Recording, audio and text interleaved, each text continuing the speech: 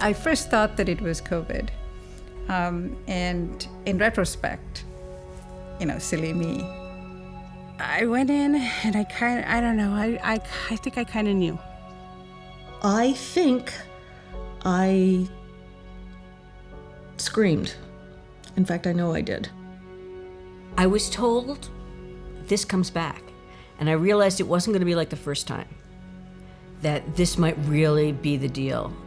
I had an ultrasound, and I looked at the face of the technician, and she looked like she was going to cry.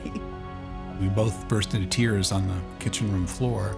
I honestly can say that at that moment we thought a catastrophe had descended, the likes of which we just had never known.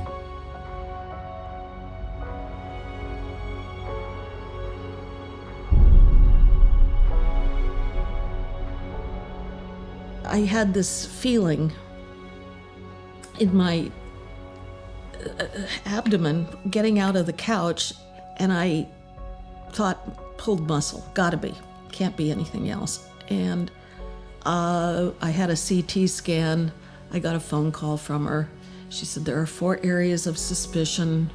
I felt a lump on my breast, and so when they told me, I wasn't really surprised. I went through the doggy door because I was locked out of my house, and I cracked a rib, and that's how they found my bone cancer. At the time that she was diagnosed, even though she was at stage 3C, she had no complaints, no symptoms. I mean, she was perfectly fine, and so that was a complete surprise to us. And I think when the doctor was giving me my diagnosis, I heard what he was saying. But it kind of sounded like, I don't know if you know on the Peanuts, Charlie Brown's mom, where she's like, wah, wah, wah, wah. So that's what I'm hearing. I was pretty sure it was stage 3 or 4. And I thought, I don't know how important the staging really is. And so let's sort of postpone, getting upset till I know how upset to get. I didn't even know what my diagnosis was. I was so clueless. I was starting to get an inkling something was terribly wrong, but no one had said to me the simple words, ovarian cancer, stage not 1,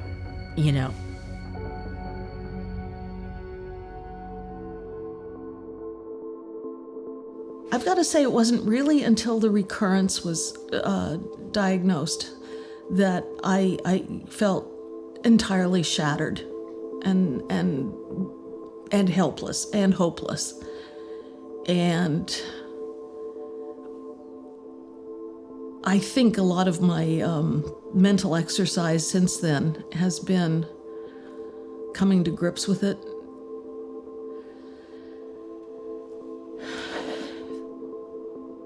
It's not easy,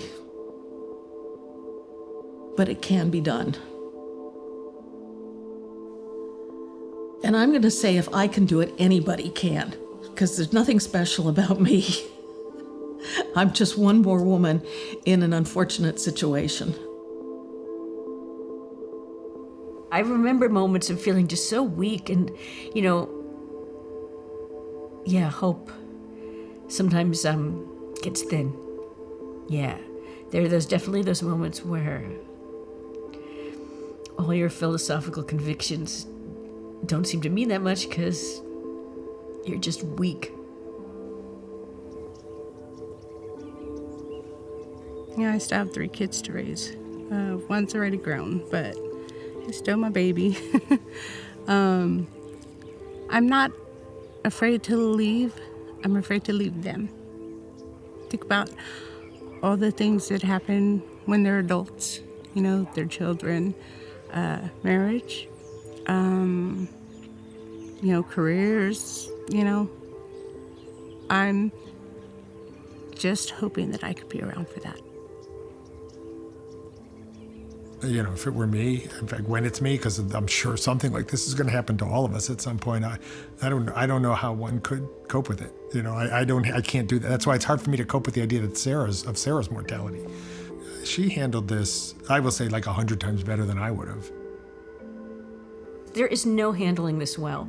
There is no being a good cancer patient. I remember seeing a therapist and weeping, and then going to the therapist because I could not stop weeping, and it had been a while, but I still couldn't stop weeping. And she said to me, "Honey, you have yet to begin to cry," and it normalized the experience for me.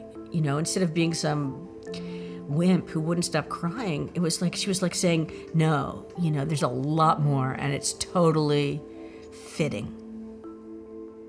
I think that just to be positive in that people, you can go through this and you can do it, but you have to ask for support from your family and friends and receive it.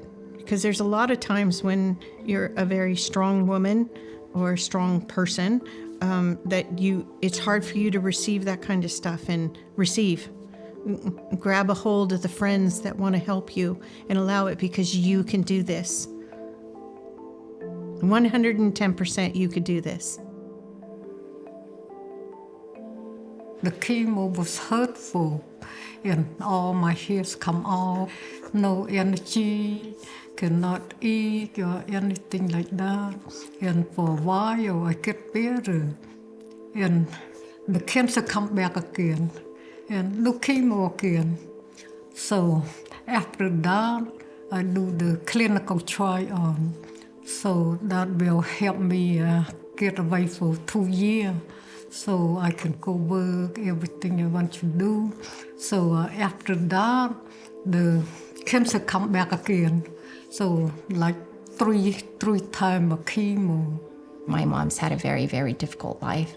She's been through a lot of challenges, adversities, and so I think that's kind of what's helped her get through this cancer also. She's really, really very tough, and tough mentally and tough physically.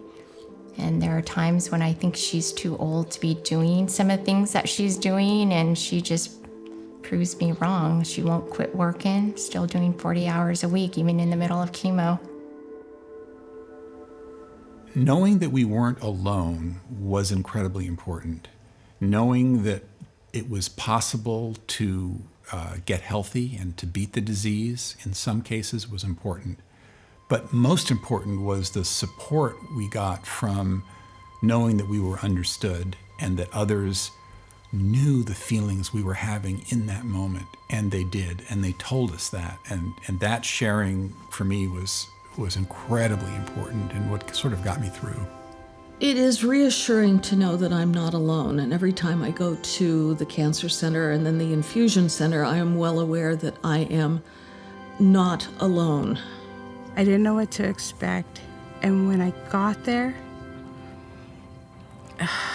it was just like a breath of fresh air. In the process of trying to get diagnosed and not knowing left or right, COVID, this, that, I landed at Stanford.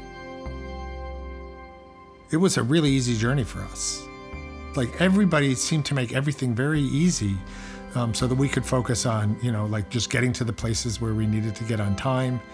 And, me making cream of wheat 3 times a day. I mean, that was essentially, what it boiled down to for a big chunk of time. We moved to Stanford and were treated there, which eventually led to where we are now, which is a place we never would have believed we would ever get to, which is to say that we're free of any visible disease in her body.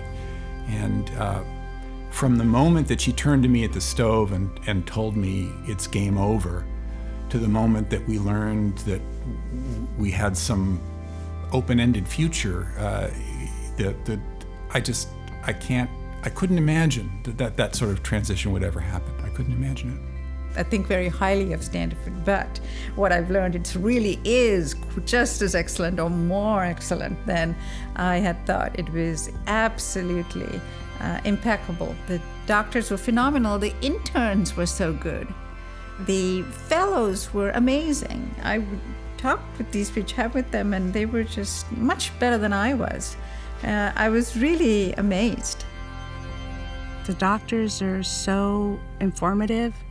They let you know, what options you have. And as Dr. Sledge put it, we've got something after that if it doesn't work, and we've got something else after that. we've got you covered for a little while, so. The doctor and the nursing from Stanford were very helpful. They very nice and helpful. Anytime I finish my treatment, I get a phone call from them. They make sure I am okay. So I feel like so warm, warm me up. And somebody care about me so much, They greet you. They want to make sure you're comfortable. Are you feeling okay? Am I hurting you? And they do it with a lot of kindness. And I think it makes my mom feel more comfortable.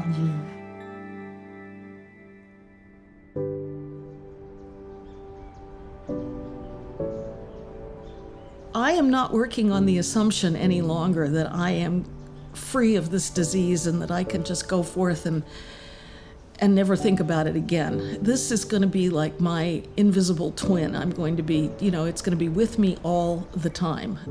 So now there's a sort of a profound way of thinking about life. It's going to be more for the moment, if not now, when. And I'm just determined to live like that. When I was diagnosed when I was younger, years ago, I thought, how can you start thinking into the future? But if you just live every day to the fullest, that's what probably everybody should be doing, and not thinking so much about where I want to be in the future or tomorrow. Just think about today.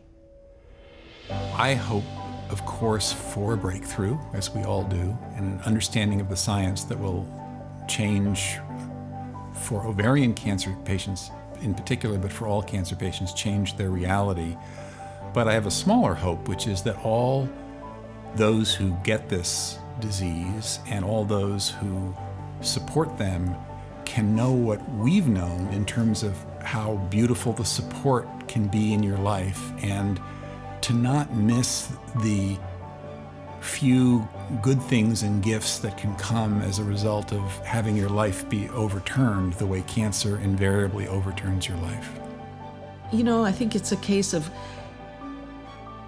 just go through the treatment and get it over with. Just get through it and know that you're going to feel better. And with that, it comes some kind of hope. There's good times and there's bad times. You get through the bad times and continue on with your good times. There's always hope out there, and Stanford is one place that gave me hope. I was searching for it. I was looking for it. Hope. I need hope, I had it in myself, but I need someone else to say, we got you. And Stanford did that for me.